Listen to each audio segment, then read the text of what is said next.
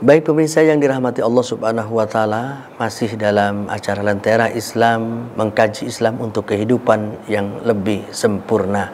Pemirsa yang dirahmati oleh Allah Subhanahu wa taala, sungguh rugi andai kata kita sebagai manusia yang diberikan kesempatan oleh Allah Subhanahu wa taala. Kesempatan kita tidak banyak. Kesempatan kita sebentar. Kalau mengikuti Nabi Shallallahu alaihi wasallam 63 tahun, Saudara. Tapi kesempatan yang sebentar ini dapat menentukan apakah kita beruntung atau apakah kita menjadi orang-orang yang rugi. Maka yang pertama yang menyebabkan kerugian pada diri manusia adalah selalu melupakan kesalahan.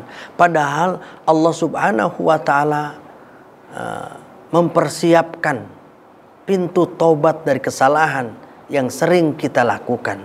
Hanya manusianya lalai.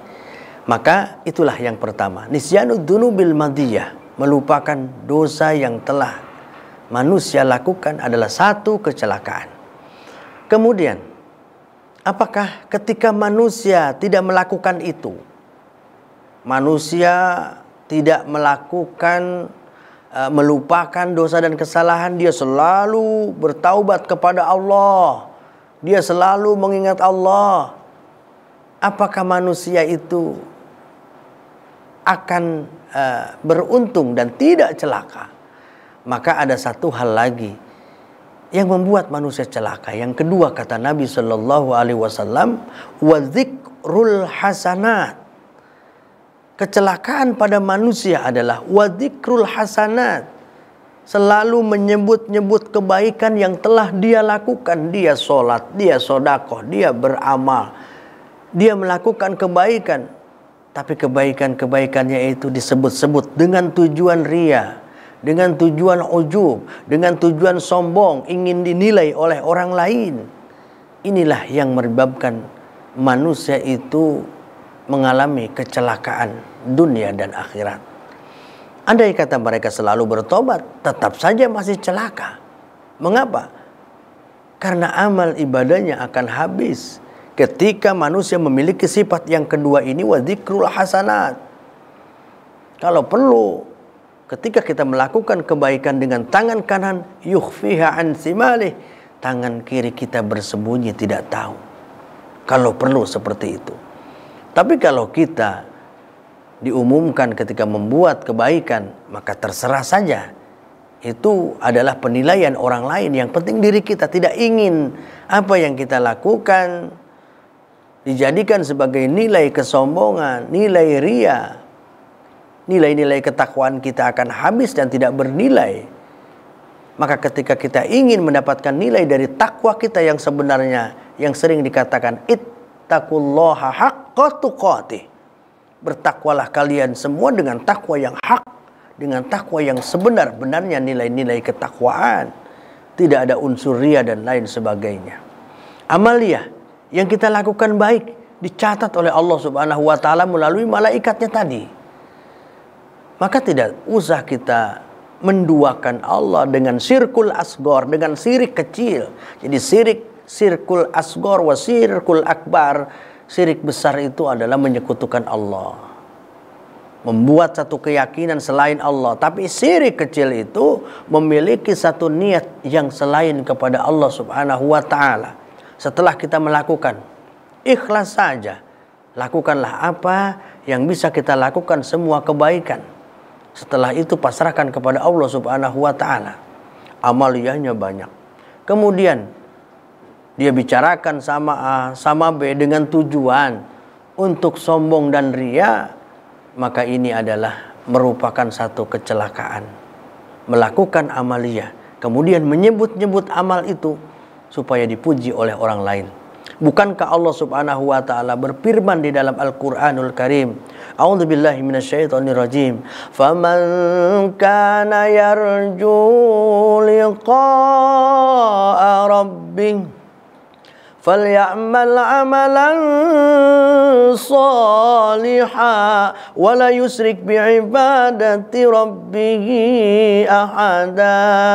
Kalau kau ingin berjumpa dengan keagungan Allah, kemuliaan Allah berupa surganya Allah, kau mendapatkan surganya Allah, berjumpa dengan kemuliaan Allah, Falyamal amalan sholihan, lakukan amal soleh apa saja. Ini ibadah, itu ibadah, di mana-mana ada ibadah. Amal soleh itu banyak, di rumah, di kantor, di jalan, di semua.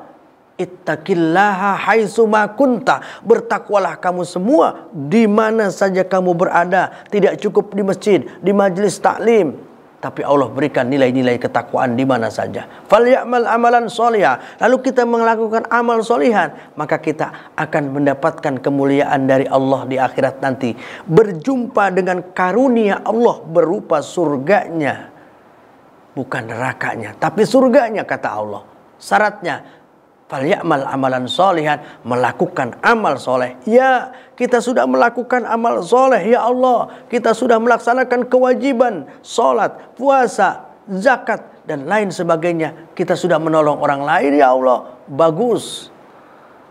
Tapi hati-hati, yang kita takutkan dirusak oleh iblis laknatullah alaih. Iblis tidak berhenti ketika kita sholat. Iblis tidak berhenti ketika selesai kita sedekah. Iblis tidak berhenti ketika kita selesai menolong orang lain. Yuwaswisu fi sudurin nas. Iblis membisikkan kepada kita untuk sombong, untuk riya, untuk ujub. Maka dalam ayat ini dijelaskan, wala yusyrik bi'ibadati rabbihi ahada. Hati-hati ketika kita sudah mendapatkan amal yang sudah kita lakukan dengan susah payah. Wala yusyrik kata Allah. Wala yusyrik, hati-hati jangan musyrik, jangan menduakan amal itu. Nanti di akhirat tidak ada amalmu. Maka sering saya katakan di akhirat itu, ada orang yang masuk surga, yang mau ke surga dengan amalnya, tapi oleh Allah Subhanahu wa Ta'ala dikeluarkan dan catatan amalnya diberikan kepada Allah, dan Allah katakan buang saja. Malaikat bertanya, kenapa amal si fulan ini dibuang ya Allah, padahal ibadahnya bagus, aku tulis istimewa. Apa jawab Allah? Inna hadza kana li ghairi wajhi, sesungguhnya amal ibadahnya bukan karena aku. Pemirsa yang dirahmati Allah Subhanahu wa Ta'ala, celaka nisyanud dunubil madiyah, celaka apabila dia menyebut amalan yang telah dia lakukan, amal soleh yang dia laksanakan dengan tujuan ria, ingin dipuji oleh orang lain. Pemirsa yang dirahmati oleh Allah Subhanahu wa Ta'ala, dua hal tadi adalah merupakan penyebab daripada manusia menjadi celaka dan berujung kepada mendapatkan neraka, bukannya surganya Allah. Yang pertama adalah nisyanud dunubil madiyah. Hati-hati, saya bahas dua saja. Yang pertama, nisyanud dunubil madiyah, suka melupakan dosa dan kesalahan yang telah ia lakukan. Intinya kalau kita bersalah dan kita lupa, selalulah beristighfar. Maka di Islam ini, setelah ba'da sholat kita selalu beristighfar, astagfirullahaladzim, astagfirullahaladzim, yang menandakan kita tidak lupa. Ya, memang kita merasa tidak ada dosa, tapi siapa tahu kita melaksanakan dosa di dalam satu hari ini. Istighfar, jangan melupakan dosa yang telah kita lakukan, walaupun dosa itu kecil, karena yang kecil akan menjadi besar. Lalu yang kedua, pemirsa yang dirahmati oleh Allah Subhanahu wa Ta'ala, yang membuat kita celaka adalah wadzikrul hasanat. Kita telah melakukan amal ibadah, melakukan amal soleh sekuat tenaga dengan harta tenaga kita semuanya. Kita harapkan menjadi ujroh ganjaran buat kita. Tapi apa daya, tidak ada nilai di hadapan Allah Subhanahu wa Ta'ala. Karena ada sikap tingkah laku kita yang membuat kita celaka dan rugi. Dialah wadzikrul hasanat, selalu menyebut-nyebut kebaikan yang telah kita lakukan. Jangan sampai hanya Allah yang tahu dan hanya diri kita yang tahu. Kalau disebut-sebutkan amal ibadah yang sudah kita lakukan, maka tidak bernilai di hadapan Allah Subhanahu wa Ta'ala, dan akhirnya rugilah, celakalah manusia di akhirat nanti. Na'udzubillahi min dzalik. Pemirsa yang dirahmati oleh Allah Subhanahu wa Ta'ala, semoga dengan dua hal tadi dapat menjadi acuan kehidupan kita, agar senantiasa kita sayang terhadap amaliyah kita, dan agar senantiasa kita tidak menjadi orang-orang yang ada di dalam kecelakaan. Saya Ustadz Jaka Suara dan seluruh kerabat kerja yang bertugas mengucapkan terima kasih atas segala perhatian. Mohon maaf atas segala kekurangan. Billahi taufik wal hidayah wal afwa minkum. Assalamualaikum warahmatullahi wabarakatuh.